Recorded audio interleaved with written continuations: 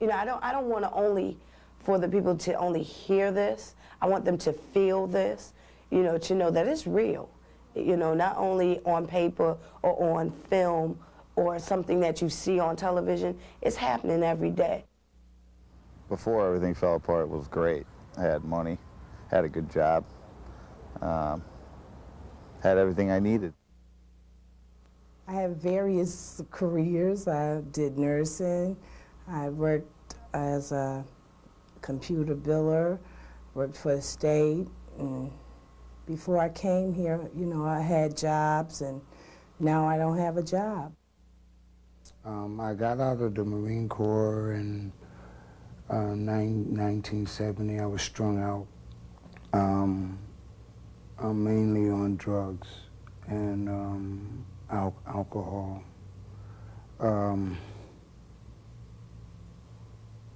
I came out with this addiction and a whole lot of other pain. And at that time, I had made a decision to leave my husband and my marriage, and the situation became violent.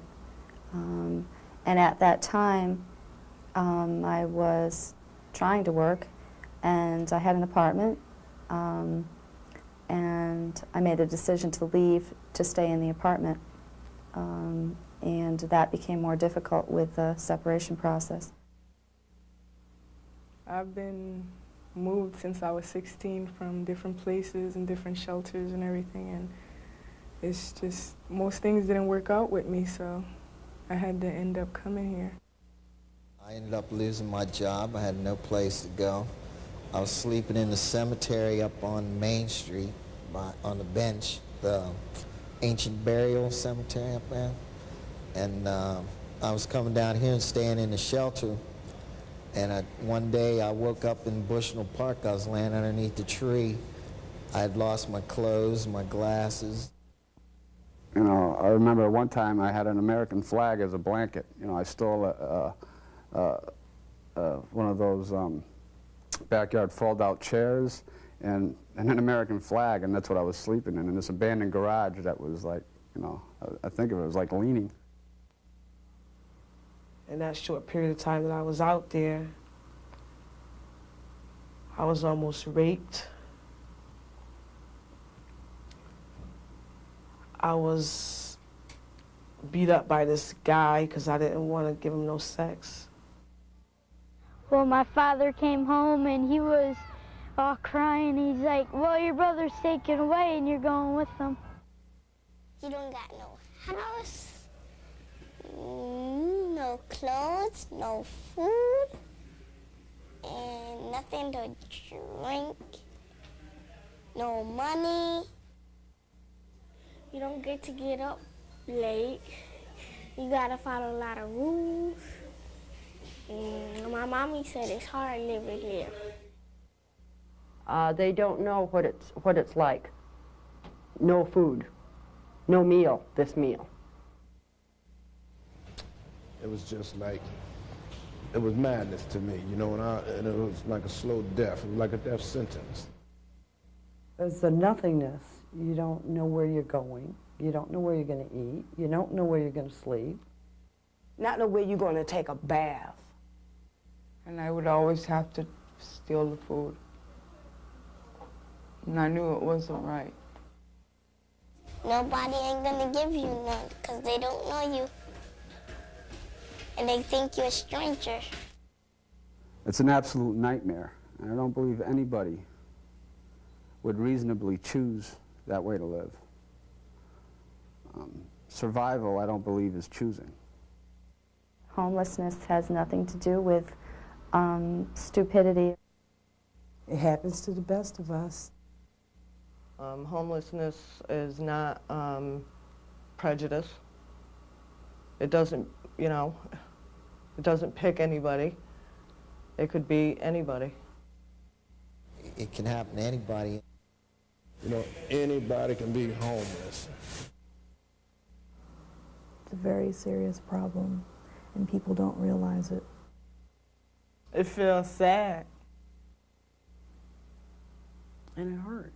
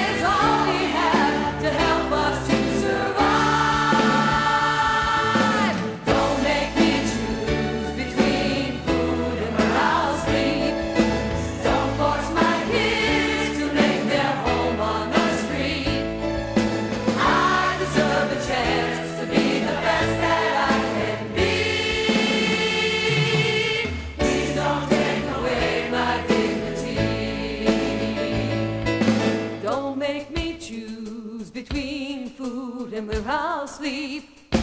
Don't force my kids to make their home on the street. I deserve a chance to be the best that I can be. Please don't take away my dignity. Please don't take away my dignity. Please don't take away my dignity.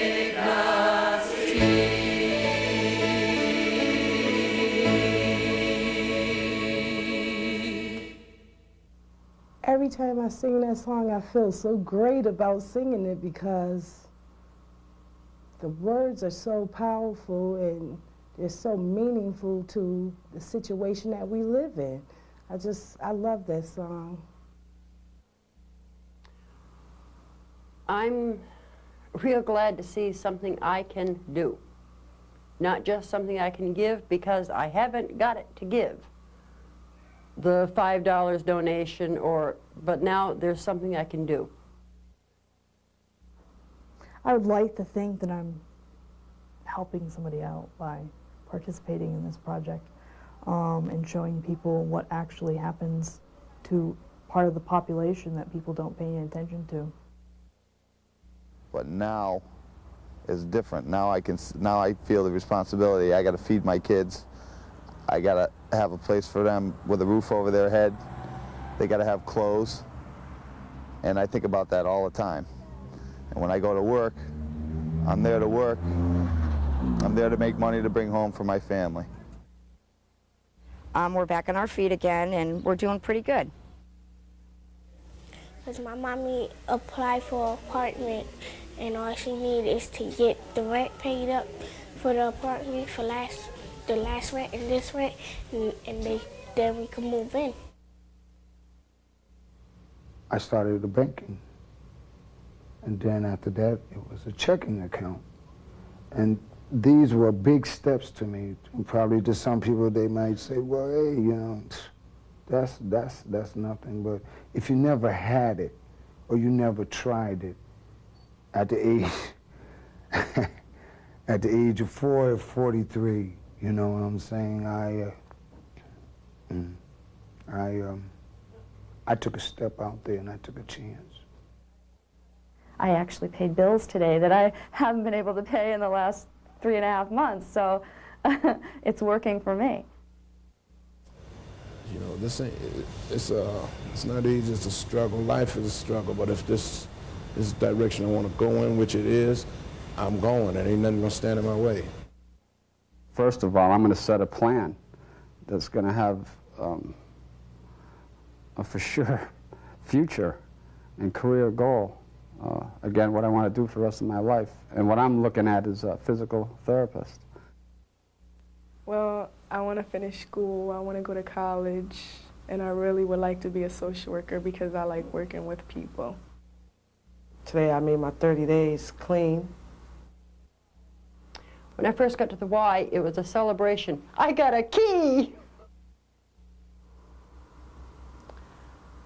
Not all homeless people choose to be homeless. Homelessness sometimes comes from the system, but whatever the situation may be, there's an answer to it. There has to be an answer. But a whole lot of people don't want to be homeless. And I see a whole lot of mothers that come into my place that's in shelters.